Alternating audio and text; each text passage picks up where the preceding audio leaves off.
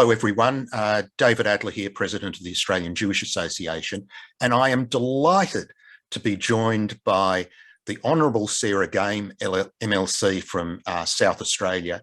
And Sarah was the person who moved in the South Australia Parliament for the adoption of the International Holocaust Remembrance Alliance definition of anti-Semitism. Sarah, welcome to the IHRA platform. And can you please just say in a few words why you felt moved to do this? Yes, well, firstly, thanks so much, David, for reaching out to me and, congratulating me and welcoming me into the Jewish community when I was elected. And it was through that conversation, that you drew my attention to the importance of the IHRA motion. Mm-hmm. I then looked into it myself and really wanted to put it forward here for a few reasons. We've got a very small Jewish community, but looking into it and doing the research, I realised that the worldwide rise in anti-Semitism needs to be dealt with, and that was an important factor. I looked into the anti-Semitic incidences that have even occurred here in South Australia, and also connecting with the Jewish community here through the Adelaide Hebrew congregation. I realised it was something that was important to them. Yeah, indeed it is. Well, you just said you connected through the Adelaide Hebrew congregation. There has been some publicity that suggested that either you or I were a lone wolf, that there was alarm at doing this. Now, you made a summary speech in Parliament. What is the truth of it? Was there any consultation going on? Did you talk to people? Did I talk to people? What was your observation? That's right. Also, David, you put me in contact with Warren Bund, the head of the Adelaide Hebrew congregation. He speaks very warmly of you. He was very happy to be put in contact with me that way. He welcomed me into the congregation and I met many members, including the rabbi and people of the local community that had come in. So we definitely had consultation in that way, and everyone there was certainly behind the IHRA motion.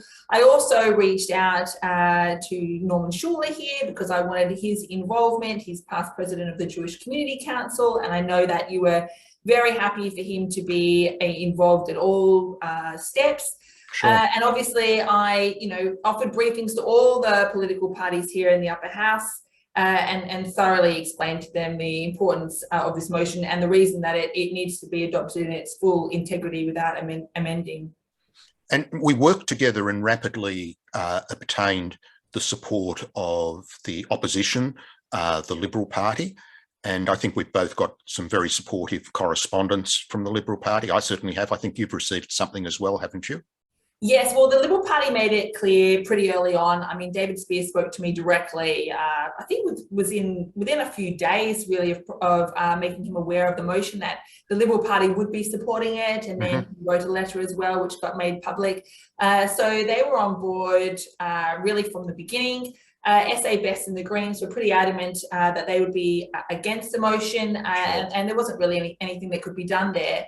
I guess what was surprising was I expected Labor to be on board fairly easily as well, like the Liberal Party, just because we've had bipartisan support in other states and federally. Correct. So for me, I guess that was the shock that they initially were so adamant that they wouldn't be supporting the motion.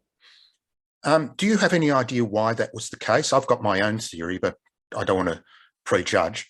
Yeah, I mean, there seem to be a number of factors. The first time they came to me the day before the vote, so 2 weeks after it was proposed, and bearing in mind that I had offered immediately after proposing the motion to brief anyone in Parliament, but they came to me, it was the Minister for Multiculturalism actually, which I thought was noteworthy, and she came to me the afternoon before just to let me know that essentially she had no time to look at it, and they weren't prepared, which I found unusual just because we consider legislation here all the time within a matter of days. So for me, sort of, a half a page motion to not have had time to look at that after 2 weeks, I found that unusual, but I tried very hard to explain to her, because I think it can be explained fairly simply, the wide adoption around the world, the bipartisan support here, that this should have been a fairly straightforward thing for them to do, but initially it was lack of time to consider it.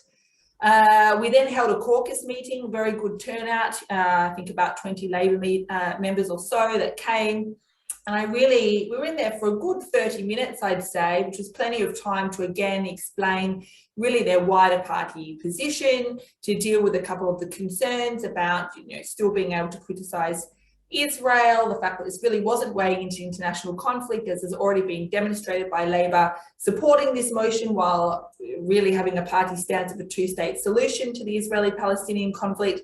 And I made it very clear at that meeting that this motion has been developed by a long period of deliberation with academics and professionals, and it can't really be altered. It needs to be adopted in its full form. So I guess after that, it was surprising to get a couple of attempts of what can really only be described as butchery of the motion by the Labor Party, because by that time, we'd already run out of the reasoning of not having time to consider it.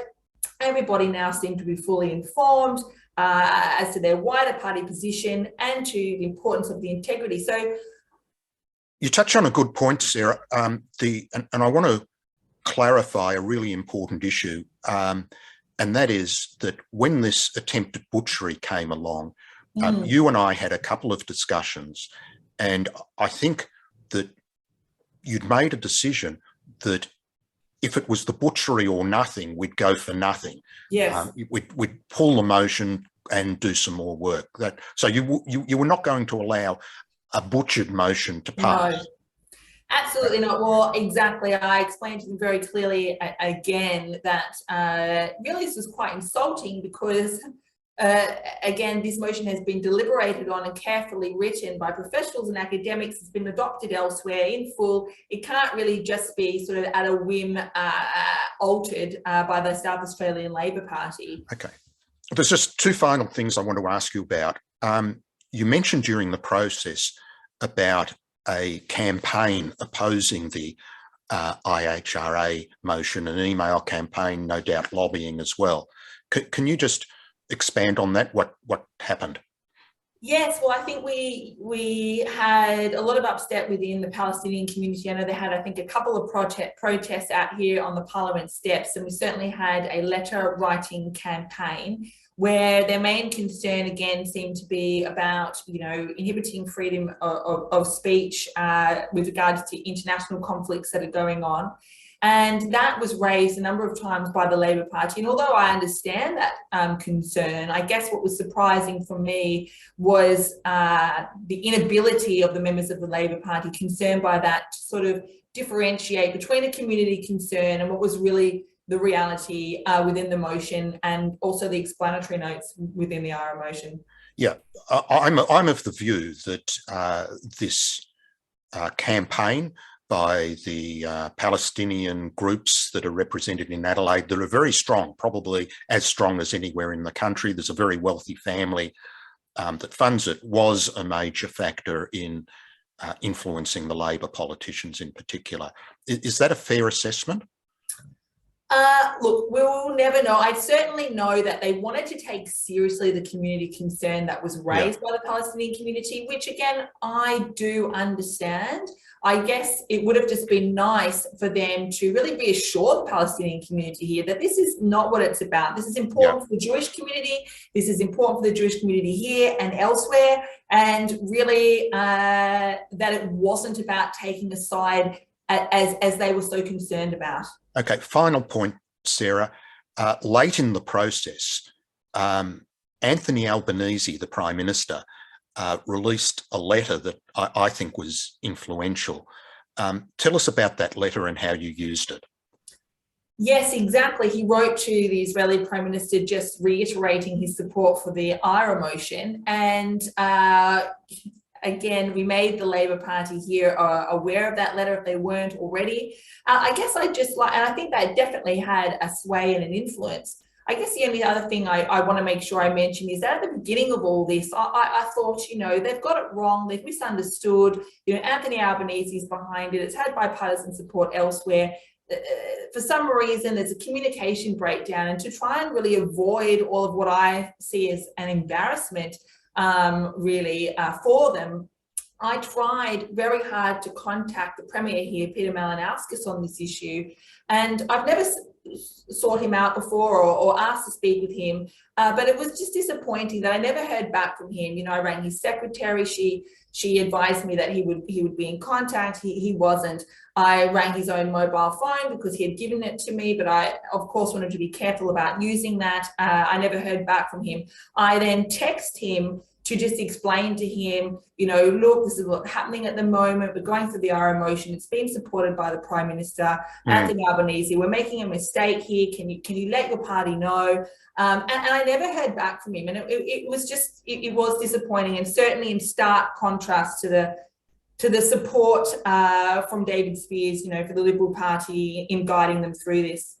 Well, we also were in touch with him early on in the process, correspondence. We got an acknowledgement, but not a commitment.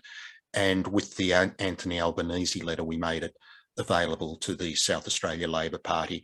My own view is that that's what got them over the line. There was some useful lobbying, but they were not going to go in a way that could be publicly seen as undermining their federal leadership. Yeah, Sarah, I agree with you. Definitely very influential. I just want to close by congratulating you. You're relatively new in Parliament. You now have an achievement to your name. I know that you are preparing legislation to ban the swastika in South Australia, modelled on that of New South Wales, possibly Victoria.